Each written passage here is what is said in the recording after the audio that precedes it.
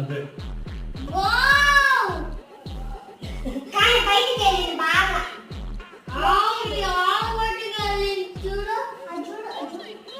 బయటికి వెళ్ళాలి, లోపలే ఉంది. అది ఇట్లా అయిందా నువ్వు అన్నట్టు, అట్లా పోతే సరి చేయడం ఉంటుంది.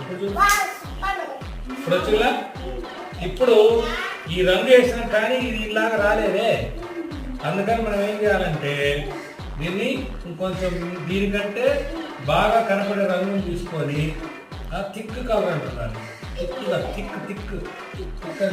నలుపు ఉంది, నలుపు తీసుకొని ఆ నలుపు దీన్ని ఇట్లా రెండు రంగాలు కలుపుకొని దీనిపై గీయాలి.